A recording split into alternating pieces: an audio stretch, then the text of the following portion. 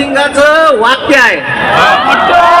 भगतसिंग म्हणतात घर कोई सरकार, भगतसिंगाचं वाक्य आहे घर कोई सरकार देश के युवाओं के सम्मान करती नहीं है.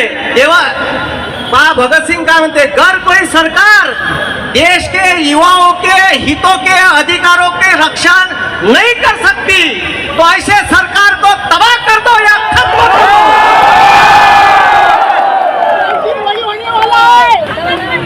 आणि लक्षात ठेवा म्हणा सत्तेत बसणाऱ्या चोराईनो,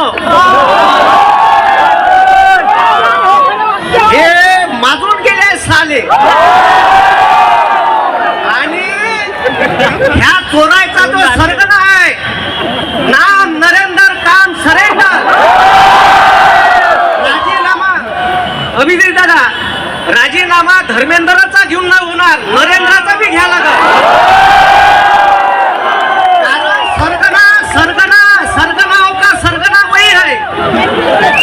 आणि या देशात 4 गोचिड आहे जे या देशातल्या बेरोजगार युवकाचं रक्त शोषण करत आहे, या देशातल्या कामगारांचं रक्त शोषण करत आहे, या देशातल्या शेतकऱ्यांचं रक्त शोषण करत आहे.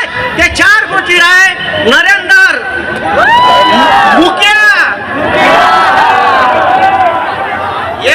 अडाणी आणि एक अमित्या.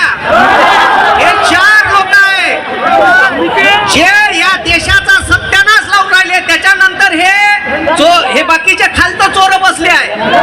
आणि याचा एक सरगना आहे, त्याचा राजीनामा घ्या लागते मेन डॉनचा. नरेंद्रचा राजीनामा घेतल्याशिवाय, कारण का ह्या धर्मेंद्राला जरी हटवलं तरी तिथं या चोरांना बसवत, कारण हे पुरे चोर बसले आहे. आणि मी यायच्या भाषेत हे गोचिड आहे, गोचिड आपल्या देशातल्या युवकाचं, आपल्या देशातल्या शेतकऱ्याचं, आपल्या देशातल्या कामगाराचं, आपल्या देशातल्या बेरोजगार पोट्याचं रक्ताचं शोषण करत आहे. आता एक इथं नवीन आपल्या नागपुरात सायंटिस्ट आहे नितीन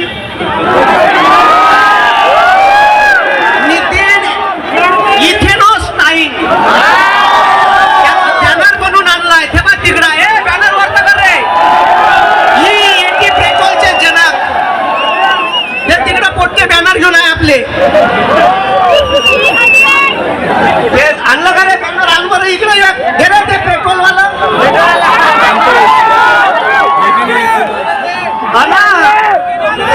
यायले सांगतो का हम कॉकरोच है, कॉकरोच 100 बार काटोगे तो भी मरेंगे नहीं, फिर से जिंदा रहेंगे.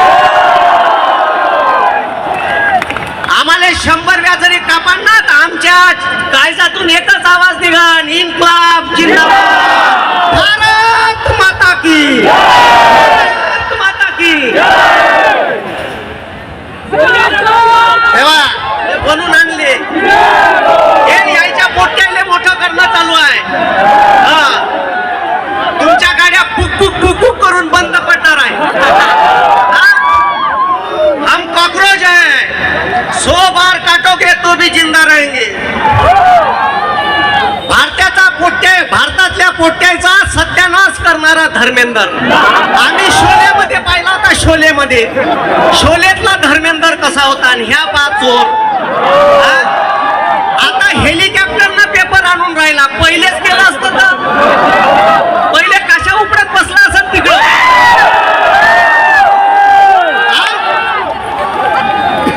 आता हेलिकॉप्टरनं पेपर, पहिले लक्ष दिलं असतं. चोट्या 15 पोट्याच्या आत्महत्या नसत्या झाल्या. या 15 पोट्याच्या आत्महत्येचा जिम्मेदार धर्मेंद्र आहे. या धर्मेंद्रवर खुनाचा गुन्हा दाखल व्हायला पाहिजे. यानं 15 पोरं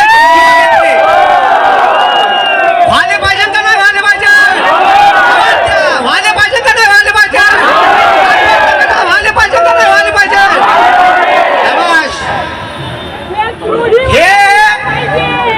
हे आपल्या देशाला लुटून खाऊन राहिले.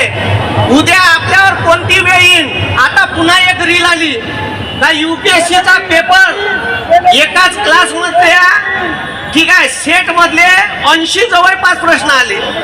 म्हणजे आता UPSCचा बी पेपर नाही राहिला, नीटचा बी पेपर नाही राहिला. नाव नीट आहे पण अजिबात नीट पेपर होत नाही. अरे बरोबर आहे का? हा, म्हणून ठीक आहे हे चार गोचिड मधले पहिले 2 गोचिड मोठे बदमाश आहे. आम्हाला साले कॉक्रोच म्हणते. त्या सुप्रीम कोर्टाच्या चीफ जस्टिसला जराशी लाज नाही येत का देशातल्या लोकांना कॉक्रोच म्हणाव? मग आम्ही कॉक्रोच आहे आणि कॉक्रोच का करू शकते हे ताकद आम्ही दाखवून देऊ. आता भारतातल्या प्रत्येक शहरात आंदोलन चालू आहे. थोडस युवकांनी सपोर्ट करा, ट्रॅफिक जाऊ द्या. आपलं आंदोलन शांततापूर्ण आहे. पण आम्हाला गांधी माहित आहे ना, आम्हाला भगतसिंग बी माहित आहे. आम्ही काय जात ठीक आहे. आम्ही डोक्यात गांधी ठेवतो आणि मनगटात भगतसिंग ठेवतो. आम्ही आमच्या डोक्यात विचार डॉक्टर बाबासाहेब आंबेडकरांचे ठेवतो आणि मनगटात छत्रपतींची तलवार ठेवतो.